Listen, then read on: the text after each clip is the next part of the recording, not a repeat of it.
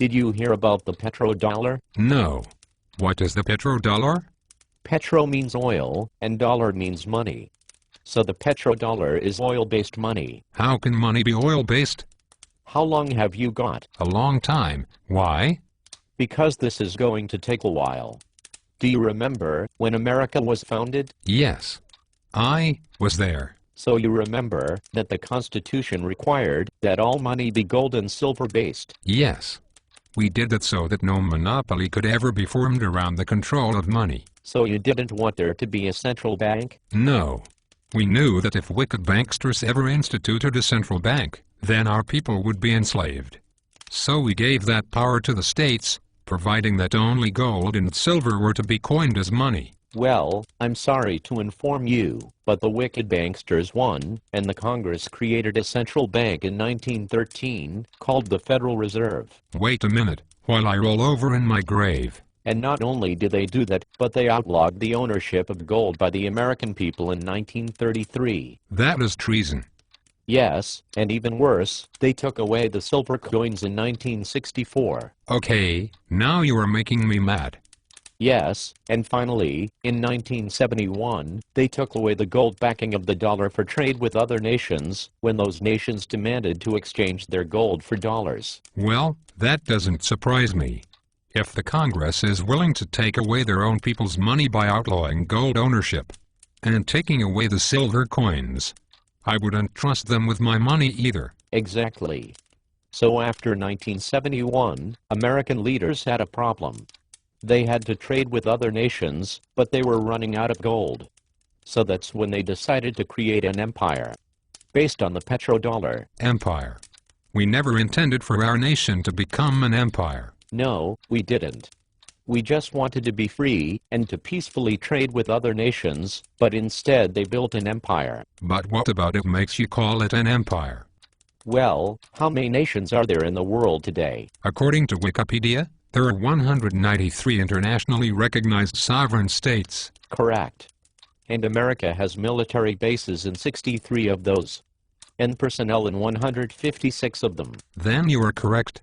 America now has become a world empire. Yes, and empires are very expensive to maintain, aren't they? Yes. That is why we only provided in the Constitution for defensive wars. Because we never wanted America to become an empire, like the British Empire we fled from. But unfortunately, they didn't listen to you, so they built a world empire. But empires are very expensive. So how can you pay for a world empire? Tribute. All historical empires have exacted tribute from the peoples they conquered. Yes. But tribute is also very hard to extract because it takes huge armies of tax collectors. And it is frequently the cause of uprisings and revolutions. So they came up with a better way to pay for the empire. What is that? They decided to force the entire world to use their fiat paper currency.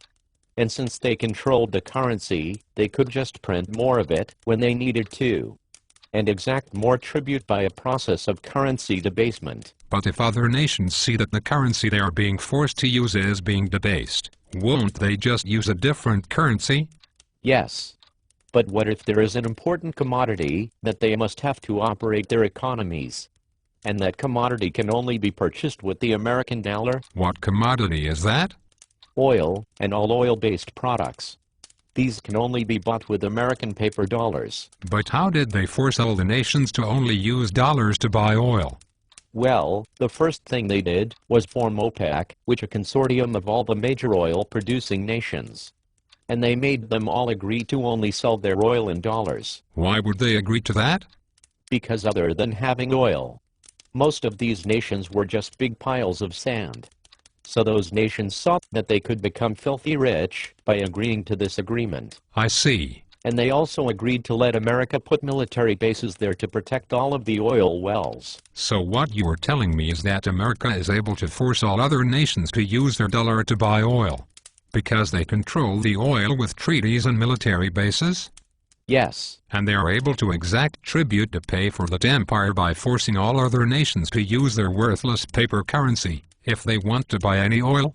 Yes. Doesn't this arrangement cause the nations of the world to be upset that they are forced to pay for the costs of running the American empire?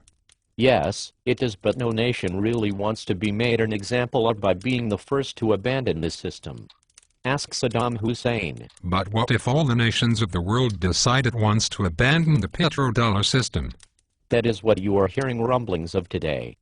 If this system collapses, America will no longer be able to pay for her expensive military and will have to shrink her empire. But won't that make the world unstable? Yes, in fact, these types of geopolitical changes usually result in wars, and even World War. I see. Thank goodness we won't be around to see it, because I don't think it's going to be pretty. Thank you for explaining the petrodollar. You're welcome. Goodbye.